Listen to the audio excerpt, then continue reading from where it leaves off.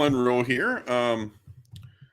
I'm just doing a live stream about Traditionis Custodes, the motu proprio. Oh man, these Latin words give me trouble. Last year, on this day, which came out, it was like an atomic bomb. I remember waking up that morning, and I was I had more messages on my phone than I had in probably the whole history of me owning a smartphone. I'm like, did World War III start? But anyway, point is, there was restrictions done on the traditional Latin Mass. Hi, Kyle. What's up? Well, thank you, Kyle. All right, everyone. Click like to help the algorithm. And yeah, so basically on this day last year, Pope Francis dropped Traditionis Custodes. Now, to make a long story short, he basically said Pope Benedict had said any priest on planet Earth can say the traditional Latin Mass according to the Missal of 1962. Basically, more or less what Francis did, let me summarize the document, is put it in the hands of the bishops. Let me quote Traditionis Custodes here. You can find this on the Vatican website. It says in Article 2, it belongs to the diocesan bishop as moderator, promoter, and guardian of the whole liturgical life of the particular church entrusted to him to regulate the liturgical celebrations of his diocese. Therefore, it is exclusive competence to authorize the use of the 1962 Roman Missal in his diocese according to the guidelines of the Apostolic See. The guidelines that were in Traditionis Custodes, I'm assuming. Third article, the bishop of the diocese in which until now there exists one or more groups that celebrate according to the... Yeah, so long story short, it's back in the hands of the bishops. Or is it? That's the thing. Now, Pope Francis, he has all these synods. Now, let's back up for a second. Traditionis Custodes is the work of two people. One, Pope Francis, obviously, he's the Pope. The other one is Archbishop Arthur Roche, who will be made a cardinal next month. And he is the co-architect of the people who hate the Latin Mass. I don't know who hates it more, Francis or Roche, but the point is they're working together to destroy the Latin Mass. Oh, wait a minute, Alan. I thought it's up to the local bishop. On paper, it is up to the local bishop. Now, let me tell you something. When Pope Francis says, let's put it back into the hands of the bishops. Now, they started to get a rumor in late May of 2021 and early June. I can't remember exactly when. My memory's hazy. About a document reversing some more in Pontificum. I dismissed the rumors because I've heard a lot of false rumors. I said, oh yeah, remember how James Martin was going to be the next Archbishop of Philadelphia, according to the credible source? How did that work out? Anyway, I had to eat my words. So I don't know, again, but that's around the time Archbishop Roche was made the secretary for the Dicastery for Divine Worship and the Discipline of the Sacraments. And of course, Archbishop Roche hates the Latin Mass. So what happened is it's back in the hands of the bishop, supposedly. And the document gives some specifics on how to do certain situations. So what happened? What happened that day? I kind of laughed. I'm like, this isn't going to work. And then I went about my life. I made one stream on it. And then I went back. And most trad Catholics did this. Most trad Catholics said, all right, okay. He's not banning it. He's just putting a few restrictions on it, trying to stop its growth. And I love it how people say, "Oh, you think the Latin mass is growing? It's 0.001%. I don't know what to get a small percentage of the global practicing Catholic population." And I answer that, well, then why is the Pope worried about it? If it's only 0.001 or 0.01 of practicing Catholics globally who attend this liturgy, why is the Pope doing everything he can to try to restrict it? Right? Bet you didn't think of that, did you? So he comes out with the document. I knew it was going to backfire immediately. There's a good article on 1 Peter 5 by Timothy Flanders that talks about this. By the way, there's an article of mine on 1 Peter 5 that got published yesterday, because it was the anniversary of the conquest of Jerusalem, because in 1099, because Pope Urban II, back in the days when we had good popes, called this crusade and and the Crusaders captured the Holy Land and the city of Jerusalem and established the Kingdom of Jerusalem. So now, when you hear Pope Francis talk about giving it back to the bishops, there was a book that was out a few years ago called The Dictator Pope by Henry Sire. I didn't end up reading the book, but essentially he says that Francis is a dictator. And I've noticed something. We have these synods every couple of years. Well, what happens in these synods? Almost nothing. There's all these talks, like the Amazon Synod. Oh, we're going to have the Viri Probati. We're going to have the female deacons. We're going to have an Amazonian rite. How much of that happened? Absolutely none of it happened. So the synods do nothing. And this global synod on synodality is not going to do anything. It's going to cause scandal. Now, why is it not going to do anything? Because when Francis wants to do something, he doesn't care about anyone's opinion. The death penalty. Boom. How come they didn't have a synod on the death penalty? It's like, look, for centuries the church accepted it, but then John Paul II said this, so it's kind of up in the air now. How about we have a synod on that? No. He writes, he just legislated from the bench, to take a legal term. There is no synod for that. And each time there's a synod, nothing seems to change for the most part. So there you go. The whole Latin Mass restrictions. That was there a synod on that? Oh, we have Pope Paul's Mass, but then we got people attached to the old Mass. Why don't we have a synod on the liturgy? Pope Francis will never hold a synod on the liturgy. Never. Because then the faithful will give their view on the liturgy. Anyway, so what's happened? So Pope Francis is a dictator pope. That's the bad news. What's the good news, you say? Well, he's not going to be pope forever. That's a good thing. And I'm actually not that concerned. I'm optimistic we will get a better pope next time. How much better? Well, there's only one way to find out. Now, and so, yeah, he dropped the bomb on the 16th of July. Hey, what's up, Gabe? God bless. I love your icon there, Francis Sales, total boss. Yeah, Pope Francis will drop the hammer. Okay, so most of us who attend Latin matches just went back to our lives. The vast majority of us who attend the Latin Mass last year are still going. I'm still going. I talked to everyone I know who's still going. And guys, if you know anyone, there's only 5 people watching, but people in the chat, if you know someone who attended it on a regular basis but no longer can, let me know in the chat. I'm trying to find examples.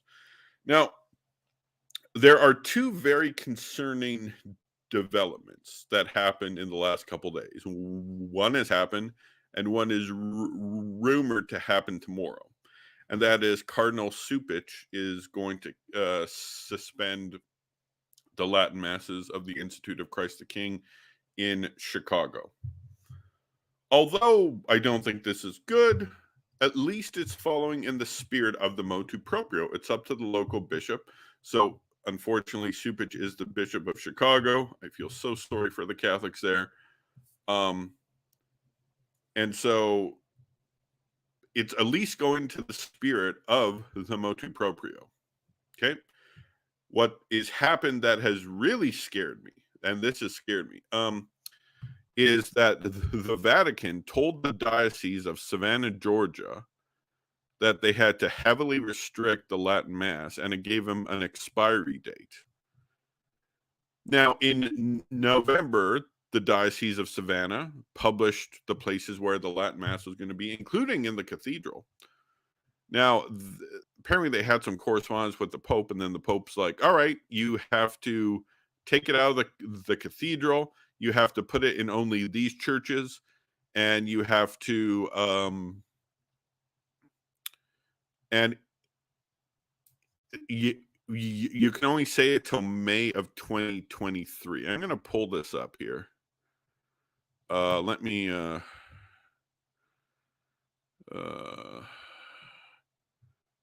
okay. All right.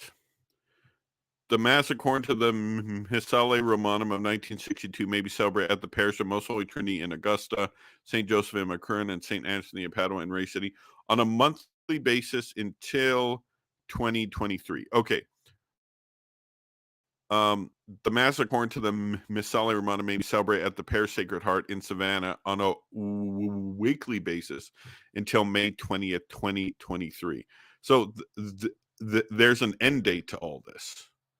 So is that the end of the Latin Mass in the Diocese of Savannah, which is I don't think it's a large diocese. So is that the end of the Latin Mass? If so, now there's two possibilities. One, the Latin Mass could be gone then, or it's extended for another year, kind of like an indult. But the thing that disturbs me about this is this goes directly against what he had said in Traditionis Custodes. Back to the bishops, huh? The bishop is going to regulate it. Well, the Pope's telling the bishops, you could do it in these churches until this day, and then boom, it's gone. Or we extend it for another year on an indult. But either way, if it's an indult or if it's an end date, that's that's equally a problem, because that's the Vatican, the Holy See, dictating the bishops what to do. And according to Traditionis Custodes, the only way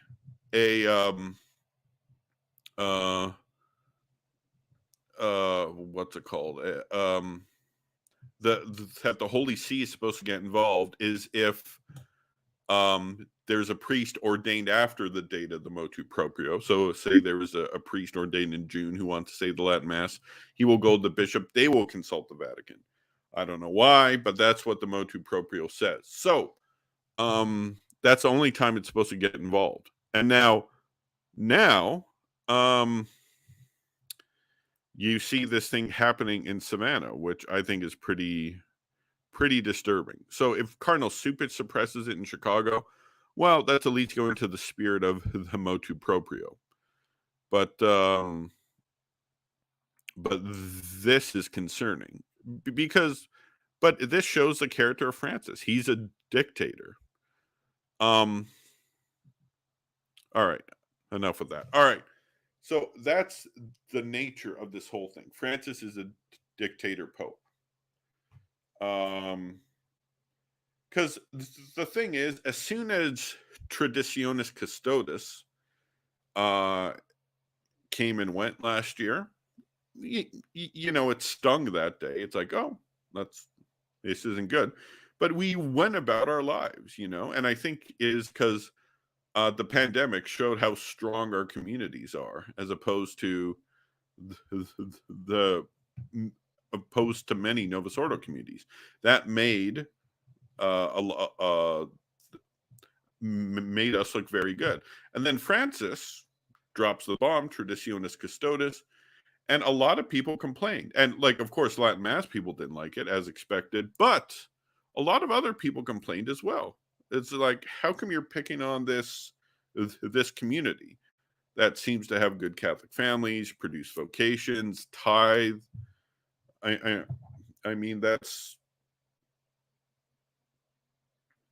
that, and it made Francis look bad, and Francis wasn't happy about this. He had invested in this project. He probably thought that about inside of a month, half the Latin masses would shut down like that. Like he probably thought by the end of the summer, half the Latin masses in America would be gone, and they'd be well on their way to getting most of the rest. That's probably what he thought. And then it didn't happen. A few were suppressed, yeah. But if you go to 1peter5.com and go to Timothy Flanders's Traditionis Custodes 1 year later, here, let me pull this up here. Share screen. Chrome tab, Rarate. All right. Share. All right. All right. Here we go. At the time, because there's this site, traditioniscustodes.info, which maps the global Latin masses, and it shows if it's been implemented, if it's been partially implemented, like a diocese has reduced some Latin masses, or the ones where they've completely done it.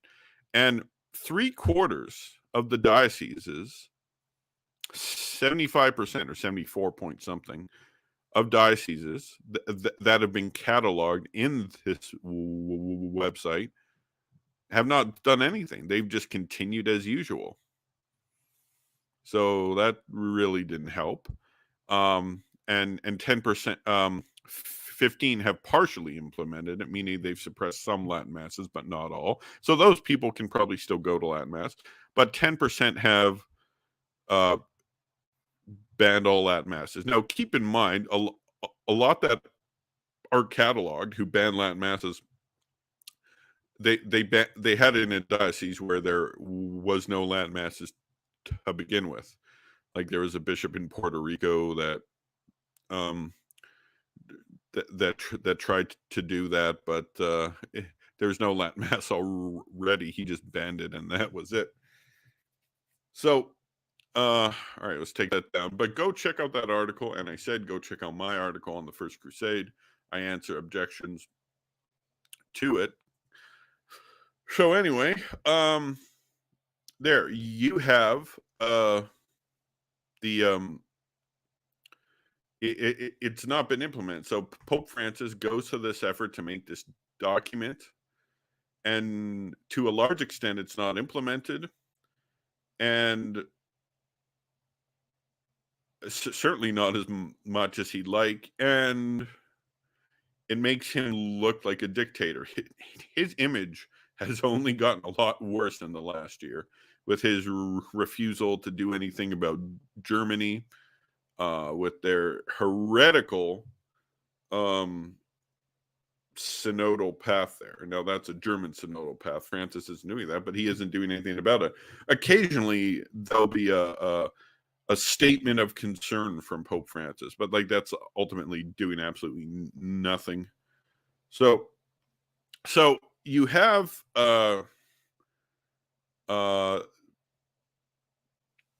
Pope Francis, and it has, for the most part, failed his project. I knew it would, and his image has gone down.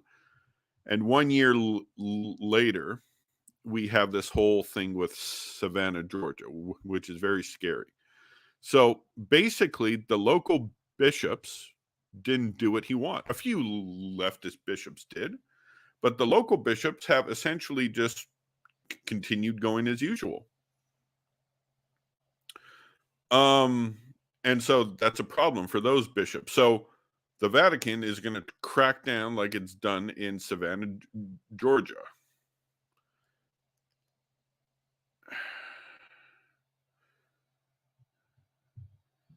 Yeah, exactly. Look, Tom here goes to the Novus Ordo. He sees this going on. He's like, "What's going on? You know, you're just picking on this community." Of course, he's done absolutely jack to Father James Martin, um, or the schismatic German bishops, or the American politicians who are r- insanely promoting abortion. It's not even like they're promoting it. Well, you know, it's an ugly thing. No one wants to do it, but there's some desperate cases where they need it. So it should be there when they need it. Safe, legal, and rare. That's all gone. They don't talk like that anymore, the pro choice crowd. They don't talk like that at all. They're just psycho now. And that was probably, oh, hey, Hallie. What's up? So everyone liked this video. Yeah. All right. So now I think there's going to be a crackdown from the Vatican. So I think the target now is the diocesan Latin Mass. Not so much the fraternity or the FSSP, the Fraternity of St. Peter or Institute of Christ the King. I mean, they could be suppressed in individual dioceses, and I don't think these groups are the target right now. He wants to get the Latin Mass done by the average priest gone. They want that gone first, and this way they can isolate the remaining Latin Masses because Pope Francis knows. It says in the Vatican details, he knows that my church in Calvary, the one that I attend, the name of that church, I won't say it, does the Latin Mass. And they know all the fraternity churches on the planet, all the institute churches, all the Society of the Good Shepherd churches. They know that. However, they don't have the information at the Vatican of the, the diocesan ones who are doing that. So they can't control that.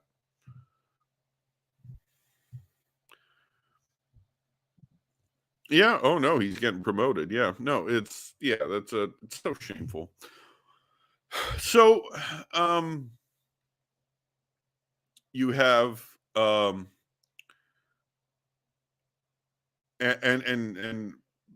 not to mention people promoting all sorts of heresy.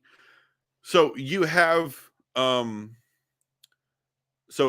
I think the next movement is going to be against the diocesan Latin masses. I don't think he expected his motu proprio to target the fraternity, the institute, because keep in mind those groups, although they do Latin mass, they always needed the permission of the bishop to be in their diocese. That's always been the case. They needed the permission of the bishop. So I think what they're trying to do, I think the primary goal of the motu proprio last year and the continued actions of the Vatican is to stamp out the ones that are being done by an average diocesan priest. They're going to leave the fraternity and institute alone for now. For now. And as soon as they have crushed all the diocesan priests, they will do one of two things. They're going to try to they're not going to succeed, but they're going to I don't even think they'll succeed on the diocesan bishops, but I think the goal would be to there's two things they could do. One, slowly pick off one by one, start with the smallest, end with the biggest. Institute of the Good Shepherd, gone. Institute of Christ the King, gone. Then the Fraternity of St. Peter, gone. Or there's they're going to do this. They're going to make them implement parts of the Novus Ordo until they're essentially completely watered down that it doesn't matter anymore. But the thing is, you can only do that if you control them. You can't do that to the diocesan Latin masses. If Archbishop Roche tells the priests of the fraternity they have to do this, they have to do that, they got to make all these changes, new lectionary, they have to do that, and they can control that from above. They can't do that to the individual Latin masters in an average church that they don't know about in some town in Idaho or something. So yeah, that's my it's not going to work because one, Francis is not immortal. He's not going to be Pope forever, and this project will take a while. And the thing that's been so inspirational, especially this last year, is the whole attitude of the Latin Mass people. Yeah, we got punched in the face last year this day. Yes, that's true. But the next day, we licked our wounds and got on with our lives, our faith life, spreading the gospel. And I think that's what annoyed Archbishop Roche and Pope Francis the most. I remember on the day of the motu proprio, I looked at Jay Dyer's Twitter. He's like, "Oh, trads, time to become Orthodox. Pope Francis is stamping out your Latin Mass." And I mean, that's what faith is to him, it seems. Like the guy has changed his faith several times in his adult life, I think 5 times. But like if things get rough, you gotta go. Well, things are getting tough, jump ship. And that's the exact opposite attitude I've seen in the Latin Mass attendees. I've seen the attitude, well, this sucks. Now let's get on with our lives. Let's continue to raise strong Catholic families, continue to get vocations to Latin Mass priests, and things like that. So that's how we've got on with our. That has inspired me. That has inspired me. In fact, the whole attitude of Catholics throughout the Francis pontificate, I'm talking Catholics in general, not just Latin Mass attendees, has inspired me. It's inspired my faith. Yeah, so that's my that's my attitude. Yeah, things aren't perfect, but guess what? We're going to continue to worship God the way we want, and we're going to continue to grow, and the Latin Mass is going to continue to grow. And I think a lot of more people are attracted to that sense. And now Francis is going to have to play the role of dictator. He's got to be the dictator pope now. Of course, it's not going to be him who's directly doing it. It's going to be up to the dicastery for divine worship, Archbishop Roche. He's got to do all the ugly work. But and Francis, no, it didn't make him look good. He's not looked good this year. He doesn't have a lot of cheerleaders left, Pope Francis. He's a very hated man in all wings of the church, not just the trads and the conservative Novus Ordos, but pretty much everyone. And it's because he does things like this, hurting the life or trying to hurt the life of practicing Catholics who just attend Mass, like to live their life. And he thought he could crush our spirit, but that didn't happen. And that has encouraged me more than anything. So, yeah, that's pretty much all I want to say. If you got any questions, throw them in. I can answer them for a few minutes. If you don't have any questions, I can just sign off. Oh, man, it's hot in here. Whew.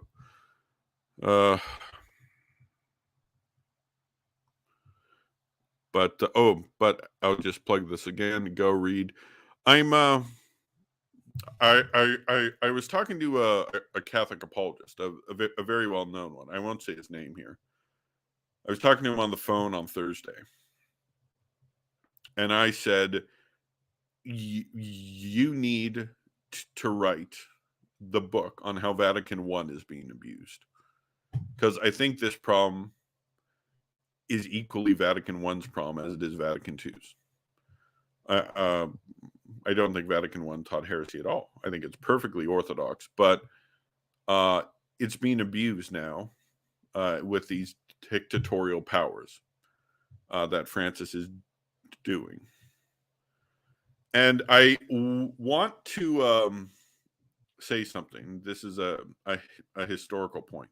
When Francis is doing this oppression, he's first of all, he keeps calling it the Vatican II Mass. We need to be clear that the modern Novus Ordo Mass is not connected to Vatican II. It came years after the council. It didn't come out of the council, but it's being advertised by Pope Francis, Archbishop Roche, and all them as the Vatican II Mass. It's not the Vatican II Mass. Now, the Mass of Vatican II is not the Mass of 1962. Although, I think you can make an argument that the Latin Mass is closer to what Vatican II envisioned than what came out with the Novus Ordo. I'm not knocking the Novus Ordo, but I'm just trying to be honest here.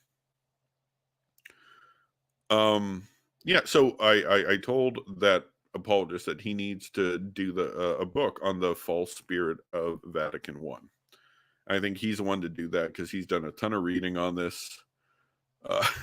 He's published several books, and he's like, I'm going to take a break from books for a year, just write articles. And I'm like, well, think about this because I think you know this topic more than anyone else.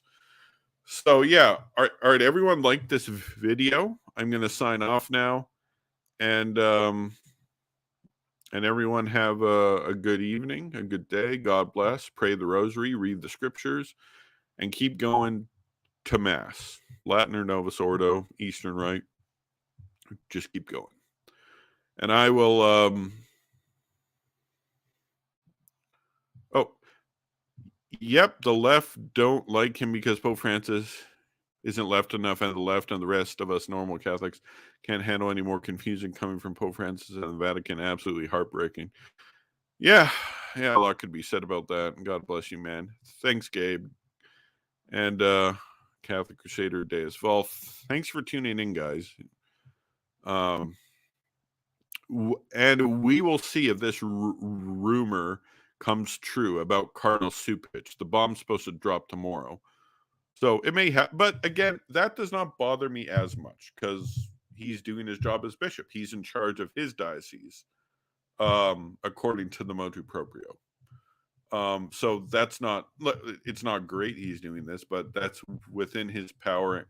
And what was supposedly meant by Traditionis Custodes,